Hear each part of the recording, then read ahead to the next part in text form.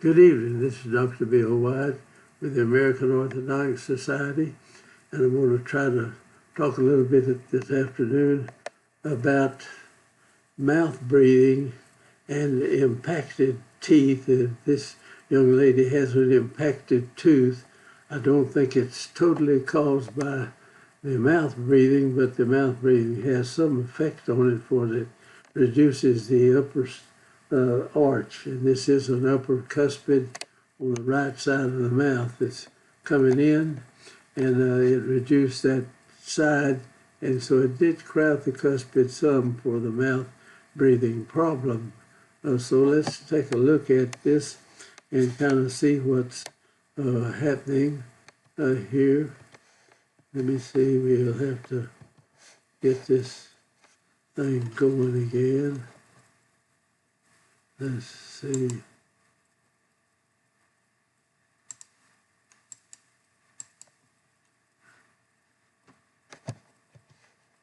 All right. Sorry for the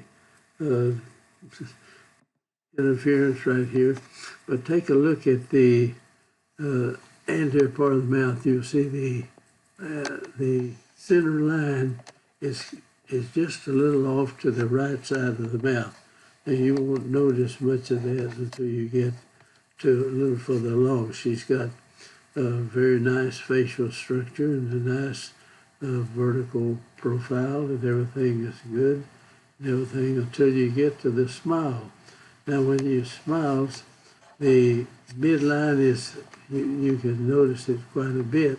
It's off to the right, you see, just a little, and then the right cuspid is tilted way out here. This cuspid has come in the wrong, started in, and we moved it back into the correct position. All right, here we look at the models on this. Well, actually, the tooth that was protruding out was the bicuspid. I'm sorry, I made a mistake there.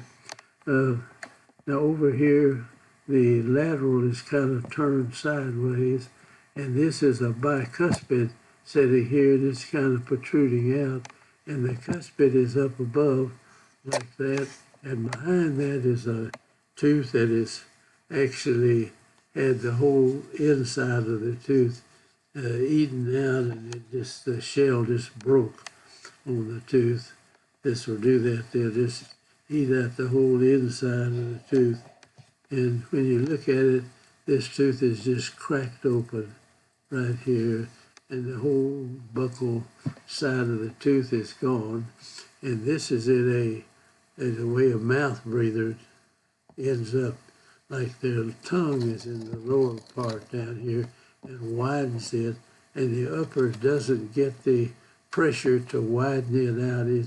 The upper molar should be out over the lower molar, you see, and so it's not, and that put this pressure on this point of this bicuspid right here, and the decay inside here, it just broke the enamel off of the tooth, and this whole side is in a kind of a crossmatch. You can see it coming in there. Now we have a cuspid up in here trying to get in. We'll show on the x-ray for a while. So what we decide to do in here is to take this, the body remove this tooth right here. We're going to take this one, carry it over, and have it fit somewhere like this, and then we'll bring this molar up further, and so it'll be in a class 2 relationship, and then we'll try to save the wisdom tooth back on this side, because these teeth will be one bicuspid tooth further to the front. So if you can follow along with me on that, it gets a little involved when you get to talking about it. Now the other side of the mouth is pretty much class 1. You see the lower molar found in here, and this is nearly contacting right there, and this is going down. This point ought to go down further. It's a little off on this side, but not much. and this is a unilateral type of crossbite. See, however, this side here, the upper teeth are not far enough out there, so the mouth breathing has had some effect on them also.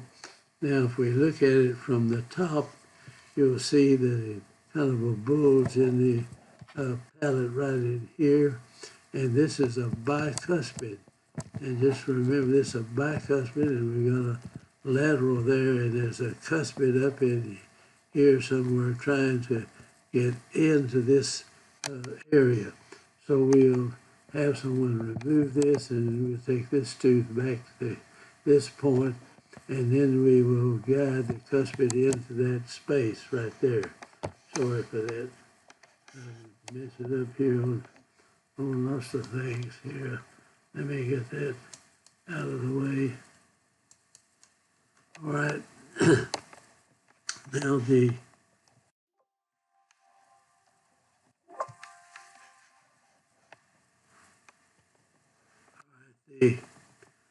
this is a little closer look at that, and you can see this tooth that just the enamel just flaked away on it. It left the tooth wide open right there, and it's all decayed in there anyway. So we're going to get rid of that tooth and try to pull up the wisdom tooth in that position.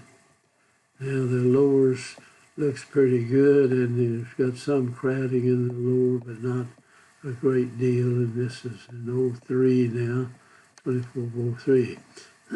So here we're going to look in the mouth and start this, and you can see when she smiled, this tooth that's sticking out was a bicuspid, not a cuspid. The cuspid is up in here somewhere. So we're going to have to open up this space to that. We'll show that when we get to the x-rays on this. But you can see how the lower arch is widened out, and nothing but the tongue is necessary. If you breathe through the mouth, your tongue has to stay in the lower arch, and the lower arch will gradually get wider than the upper arch. And I have some of that problem too. And when they're just with the cusp meeting just like this, you get your cheek in between there, and I bite my cheek quite frequently there with that. Okay, we'll take a look there. And now just remember, this is a bicuspid, touch together right there.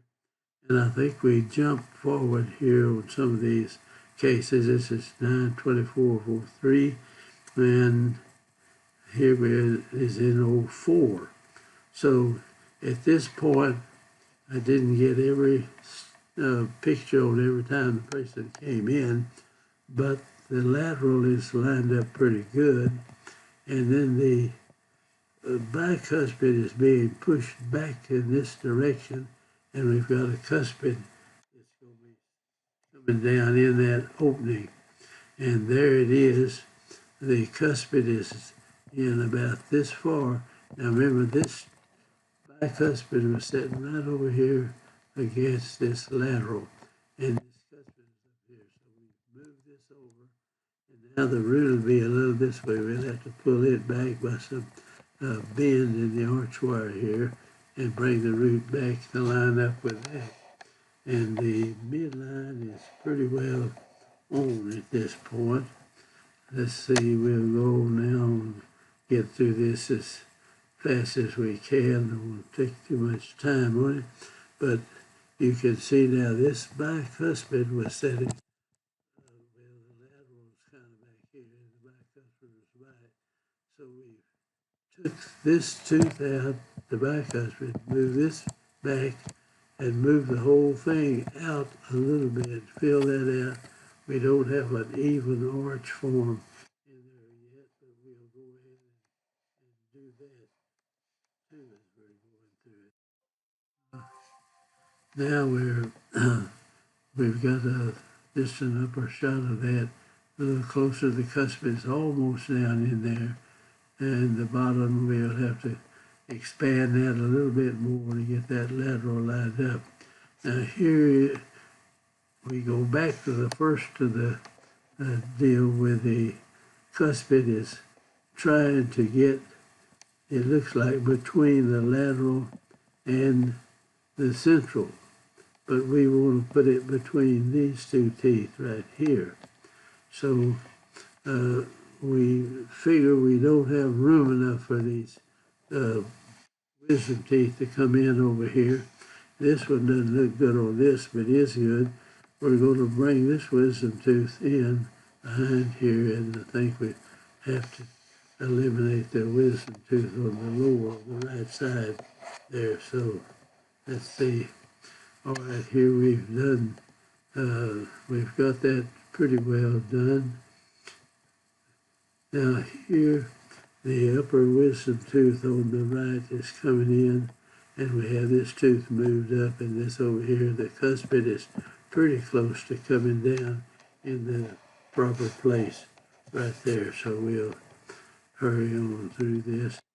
Now the cuspid is in place good, and the bicuspid is back, and the roots are parallel. In other words, this is the bicuspid is up here. We got it over here now by the molar, and then the cuspid is dropped in here, and the lateral is lined up good.